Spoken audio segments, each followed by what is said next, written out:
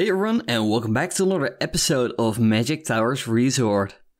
Well, here we are again in the Mystic Lagoon water park, and in the last episode we pretty much built this bowl, and I think we also worked on the drop slide that we got going on over here. But obviously, you know, we're not that far yet. It's been a month since my last Mystic Lagoon episode. Just because I didn't really have inspiration as to how I would continue with the park. However, I think I found some inspiration again, so I think we'll get quite a lot done today, which is going to be pretty exciting. Yeah, so I have some more plans. We're going to be finishing up this mountain pretty much, and going to start making the, completing the loop pretty much, so that we can actually, you know, maybe someday finish this water park, I guess. So, yeah, that's exactly what we're going to be doing. Now, with this episode, as you might know, I'm recording this afterwards. I did make a little bit of a mistake. So while I was building for like half the episode, my recording kind of crapped out and it didn't really work. So instead, the footage that you'll first be seeing is me actually deleting stuff in reverse. So if something looks a bit off, then that's probably it. But you shouldn't really notice it too much. Anyways, I guess we can just get started. So welcome back to Magic Towers Resort.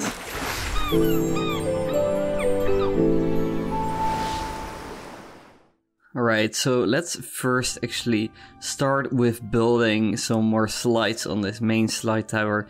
Now, you know, I was planning on actually adding 2 more slides, is kind of what I designated some areas for, but in the end I decided to add a bit more than that, so that's exactly what we're going to be doing. So we'll be adding 3 slides to this main slide tower in the end, I guess. And, you know, so I think that's going to be pretty exciting. Now, you know, this entire water park got me thinking about water parks a lot, and, you know, the water parks that I've visited and, you know, that are around the world. And, just trying to see, like, what are some of the things that this park is still missing. And I think there's still quite a lot that's actually missing, because obviously there are a lot of different slide types. And, you know, the issue with this main slide tower is that it doesn't have anything to bring tubes to the top. So really the only thing that you can add to this main slide tower are just basic body slides pretty much. But that's something that we can tackle with, you know, some new slide towers that are going to be sitting at the edge of the park. And that will allow us a bit more freedom. Hopefully, you know, make it a bit more interesting to build these slides again. Because obviously, once you've built a few body slides, it kind of gets old really quickly, you know. And that's a bit of a shame. But, you know, once you actually have the space and the facilities to build more slides, then you can obviously do so, which is pretty cool. Now, I got news that I will be visiting a few more water parks in the future. Now, obviously, right now, at least the country that I'm in is currently still in lockdown, so there's not a lot of visiting parks right now. So I can't really talk about the parks that I visited, but I did plan for a trip to Dubai and Abu Dhabi in January. I'll be going there with a group and some friends as well, and we'll be visiting the parks there, which is very interesting. I'll say a bit more about that because there's a lot of interesting stuff going on with those parks. But that also means that I'll be visiting some new water parks, which I'm pretty excited for, because there are some pretty awesome water parks there, well themed as well, and hopefully they will have some interesting things again that I might be able to, that might inspire me. Now, hopefully by the time I go there, I should have finished Mystic Lagoon already, but you know, maybe we'll build something else again, another water park or something like that. Could be pretty interesting. Now, most of these water parks in Dubai and Abu Dhabi that I've seen are actually outdoors, which is pretty interesting because a lot of their theme parks, and this is, you know, something that they had to do because of the heat there. Dubai and Abu Dhabi are pretty much built in the desert, and that also means that, you know, it's going to be very hot there. So a lot of the theme parks that have been built there in recent years are actually built indoors, like in giant warehouses pretty much, that have all their theming inside, and it allows them a lot more control over, you know, lighting and stuff like that, and the atmosphere as a whole. and keeping their guests cool while they're at it as well, right? And that's just very interesting, you know, all the logistics that come with building in such a challenging place, you know, and making sure that the guests stay happy pretty much forces them to build these theme parks indoors. Besides that, there's also a point where maintenance inside of a desert is a bit of an issue. As you might imagine, having sandstorms come through regularly is not very good for your roller coasters. So, if you can, you'd like to prevent having to build attractions outdoors. And the parks that are outdoors over there do seem to be showing some signs of wear, even though those parks are all pretty recent. So that will be something that I'm very interested in actually seeing for myself when I actually go there. And, you know, it has actually inspired me to kind of think about indoor theme parks and building theme parks in the desert, which is not something that I would usually think about, you know, because my personal frame of reference, just to give you an idea, I've never been in a desert. And I think the only indoor theme park that I've ever been to is Toverland in the Netherlands, which is a great park, but in terms of what they are doing indoors, it's not very exciting, basically. But you know, it has got me thinking that maybe I want to do some kind of a project where, you know, I build a theme park in a desert, or build an indoor theme park, or both at the same time, kind of trying to imitate those challenges that they had when they were designing those parks. So that could be really interesting. So maybe that's something that I want to do in the near future. That's something I'm currently thinking about, you know. So yeah, who knows? Maybe another project, maybe just a scenario build or something like that, but I'm feeling inspired and I should probably make use of that. So, you know, that sounds like a pretty good deal to me. Speaking of being inspired, well, first of all, you can see that I've now finished 2 new slides. Or is it 3 already? No, it's just 2. Yeah, I added 2 slides. Alright, so yeah. I'm currently building the lazy river, by the way. But talking about being inspired, so the reason why there hasn't been an episode of Mystic Lagoon for such a long time now is simply because I didn't really have inspiration for how to continue with the water park. You know, because building the slides, it gets old pretty quickly, you know, because there's only so much that you can do with them. And even though I did have plans to build more different types of slides and stuff like that, I didn't get around to that yet, so it's not really that challenging or that fun to actually build, but you know, I figured I'd just get at it and just start building again so I could actually be done with the main slide tower, because that's, I guess, the most the thing that I have the biggest issues with, because it's kind of limiting my creativity, I guess, in a sense. So yeah, I figure I'd just be done with it, get that all out of the way so that I can then focus on the new slide towers, and that's actually what we're going to be doing for the second part of this video. Now, right now, I'm first building a little restaurant there on the corner, and I think that's going to be a pretty awesome place to be, or to sit at, because the lazy river is going to go right past it, you know, spraying the lazy river gas with some water jets there, and really giving a really nice canyon kind of vista there with the rockwork in the background. I think this could be a really awesome place to either be in the lazy river, or you know, just sitting there chilling, drinking your cocktail inside of the restaurant or bar or whatever it is. Just sounds like a really fun place. I definitely want to hang out there.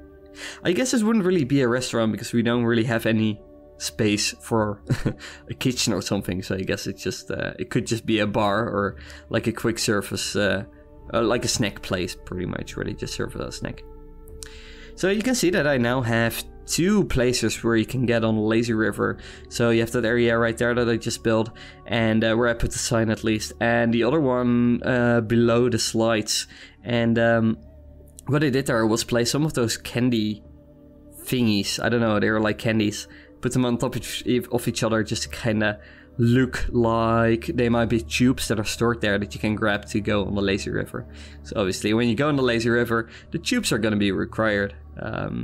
unless it's the unless it's the super crazy lazy river over at Volcano Bay in Orlando, where you're instead required to wear a swim vest and not wear a tube, because that river is not very lazy.